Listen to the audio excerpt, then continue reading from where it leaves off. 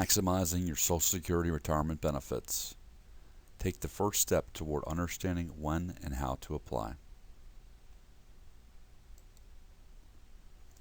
Baby boomers, on average, are living longer than any previous generation.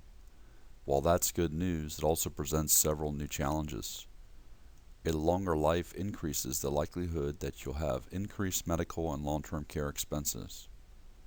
The value of your nest egg will be more significantly impacted by increases in the cost of living over a longer term. And quite simply, you could outlive your money. For many people, Social Security is an integral part of their retirement income plan, so it is important to carefully consider the choices you have in how you receive this income in order to optimize the value of this benefit for you as well as your spouse. But it can be a complicated process to determine what the best course of action is and when to implement it. That's where I can help. Today we'll explore 3 considerations. Number 1, the factors to consider when making the decision. Number 2, the timing of that decision. Number 3, the comparisons that can help determine the choices you'll make. Generally, the longer you wait to claim after you are first eligible at 62, the larger your monthly benefit will be to cover the expenses you anticipate having in retirement. One of the first steps in establishing a retirement plan is to quantify your expense requirements, differentiating between your unique needs and wants. Your needs would include your mortgage and your insurance, food, clothing, and health care.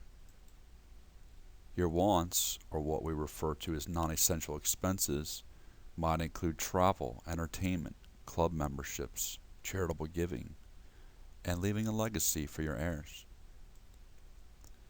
In order to meet the expenses you quantified, we'll need to account for every source of reliable income in retirement, as well as current inventory of your assets that are intended to support income in retirement. Some examples of reliable income include Social Security, pension benefits, part-time employment, or other income. Financial assets including 401ks, IRAs, Roth IRAs, annuities, brokerage and checking accounts, certificates of deposit.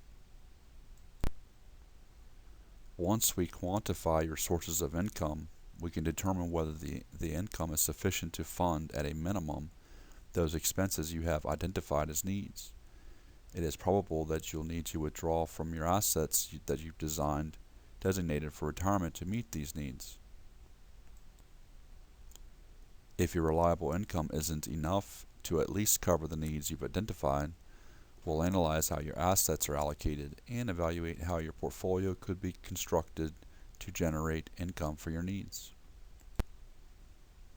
Once we've identified how much of your retirement assets will be required to fill your needs, we'll determine what withdrawal rate is sustainable to support your wants.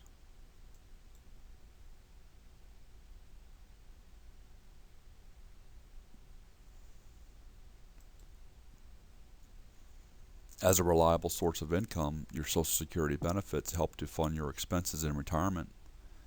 Approximately 40% of the average U.S. retiree's income comes from Social Security. Social Security is the largest source of income for the majority of people aged 65 and over. More than 9 out of 10 people aged 65 and older receive Social Security benefits. Among the elderly, 53% of married couples and 74% of unmarried couples receive 50% of their income from Social Security. For 23% of married couples and 46% of married couples, it's at 90% of their income. Developing a strategy to maximize benefits will impact a retiree's or couple's overall retirement income plan. Clients need to work with their advisors to understand the impact of retirement age and benefit amounts as they impact withdrawal rates and other key factors in retirement.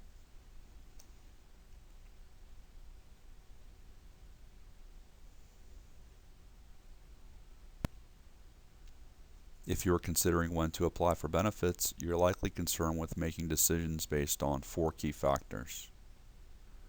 At what age should you draw your benefits? How do earnings impact your benefits? How are benefits taxed when combined with other retirement income? And how do spousal benefits work? If you're considering when to apply for benefits, you're likely concerned with making decisions based on 4 key factors. At what age should you draw benefits? How do earnings impact your benefits?